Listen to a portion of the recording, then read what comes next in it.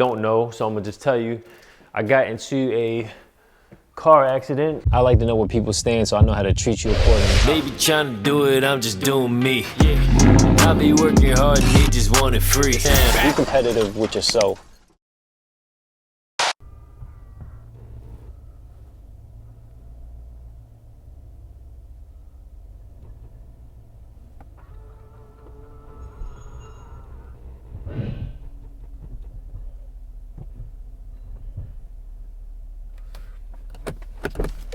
Something definitely ain't right.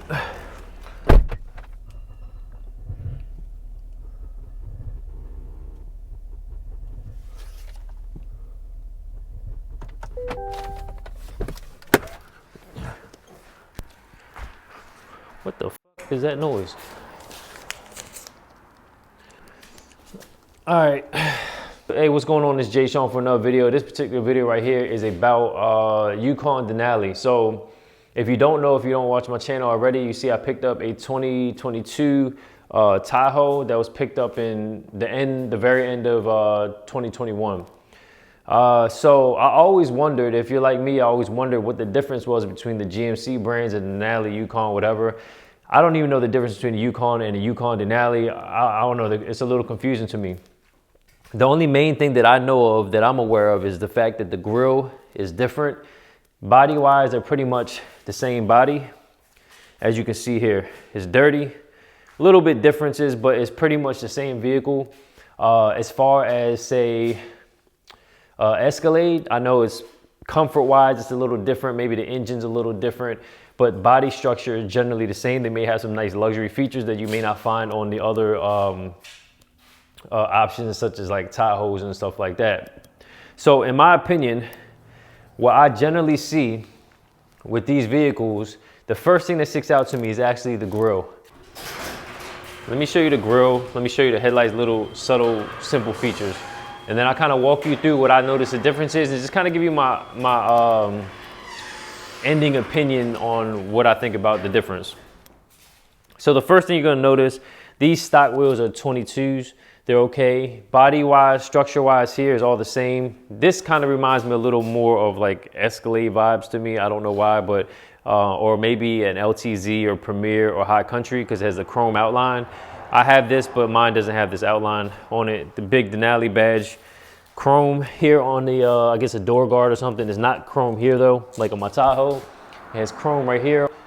One thing I do notice about this, obviously some subtle things are going to be different, such as maybe some taillight issues, or not issues, but, and there's also, excuse the dirty garage, the quad tip pipes here. I have those on mine, but I added it aftermarket. So it's a Corsa Sport, so it's going to sound like a lot louder. The thing of it is with those tips is it still has the puddle floodlights. It still has a camera here. The difference though between the quad pipes, I believe that when they have the quad pipes, that typically means that you have a 6.2 liter. I've always wondered about the 6.2 liter as well. I never had it. I've always had the 5.4, I believe it is, or 5.2, whatever it is. I always thought TAHOEs drove okay. I never thought they drove fantastic, to be honest. I think they're okay. The new body, to me, I think drives pretty nice. It's decent for what you expect it to be. As soon as I started adding the exhaust and the cold air intake, it adds a lot more noise. And sometimes the noise doesn't match the performance, meaning that when you're driving, I'm feeling like when I accelerate, I hear so much rumble that I feel like it doesn't match the speed that I feel like I should be going. Therefore, sometimes it kind of makes me feel like it's not having enough power. When the car is quiet and you accelerate and you just go, it kind of just feels like it makes more sense from what you hear and what you feel, if that makes any sense to you. Sometimes I wish I would have left the stock stuff on, because I feel like the driving experience was actually a little bit better when I left it stock. But with that being said, I finally got to drive the 6.2, and I will say, now I wish I would have got it. The difference would be, every time I went to go get one, I never saw 6.2 available. The other thing is the 6.2, I wouldn't have had to add the quad tips. I would have already had it on the vehicle. That's one. Second is, I believe you have to take premium fuel.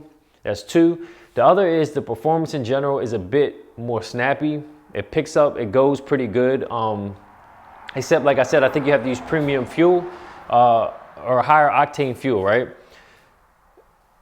when I looked into putting a supercharger in my original Tahoe, the 16 body, the one that's right before this generation, the horsepower on paper, I believe, was very similar to the 6.2, but you had to spend like well over $10,000, $15,000 to add that, where it's way cheaper to just add the 6.2. But as far as I know, the only way to get a 6.2, you gotta have a higher body model, such as a High Country or Premier or whatever they have going on. They don't have the Premier anymore in the 22s and up. I believe it's just High Country for Tahoes. So I appreciate the performance gain. It kind of reminds me of this.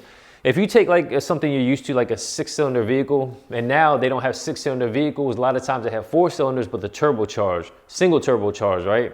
So it feels similar to a 6-cylinder.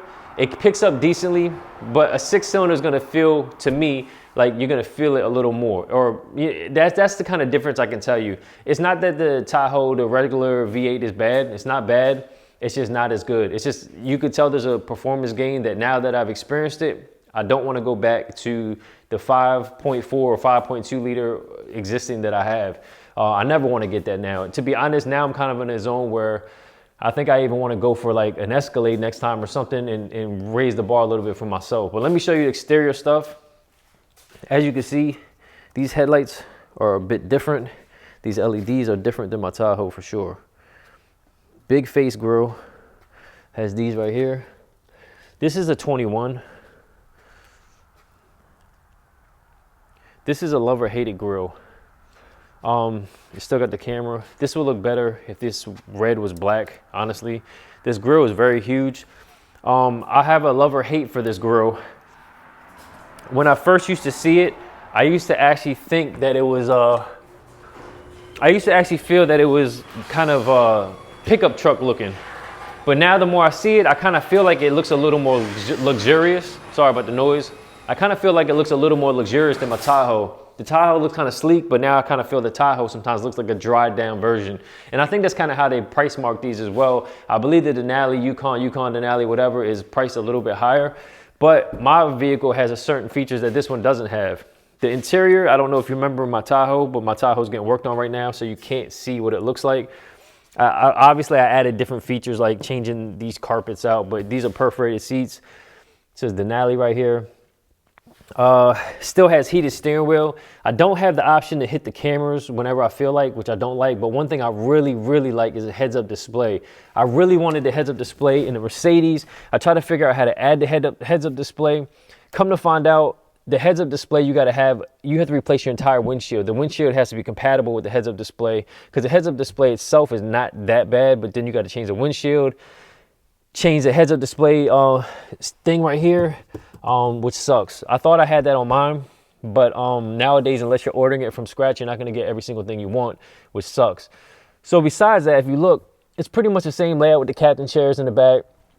Same everything. The only big difference that I noticed that, well, feature-wise, it's really dope. One, it has a perforated seat, so you can have heating and cooled seats. Mine only has heating.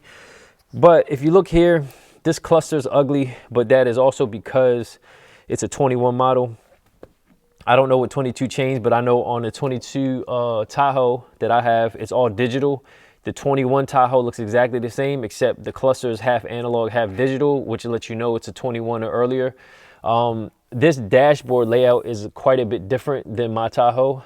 The screen looks pretty big, but the Tahoe, the screen is up here and this is down here. So it kind of looks like there's more room here. This is like higher. It seems like it's higher, like there's less space here. But one thing I really like that I first heard of was in the Corvettes was this mirror. This mirror is a regular mirror, as you can see, where you can see my camera. And then when you do this, or you can't do it now because the car's off. This is a regular mirror, and if you flip it, it becomes digital, which is super dope. I don't know if you can see the heads-up display, but it's right there. Super dope, super handy. The screen is decently big. But what I notice is, I don't know if it's because I'm in the dark now or it's because the screen is just a low resolution screen.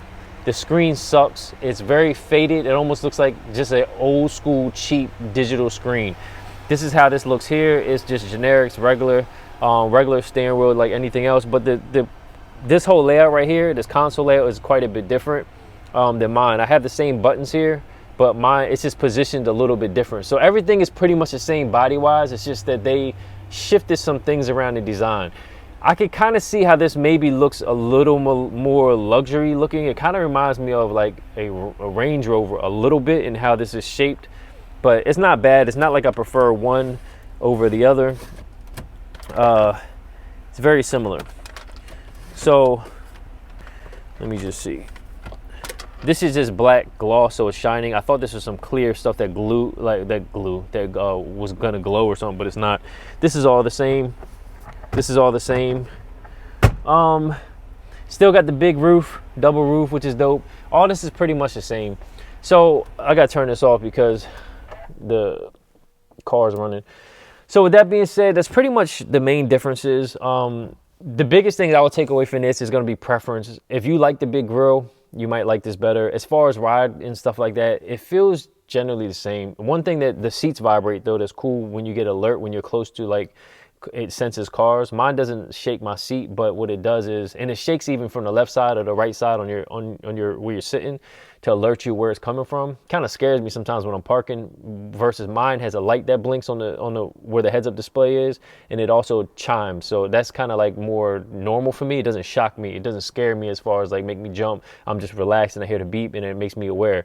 Mine has features where you can check the 360 cameras all the way around. This one has cameras on the side, but you can't just manually hit it and turn it on when you feel like it and stuff like that. I don't. All right, my bad.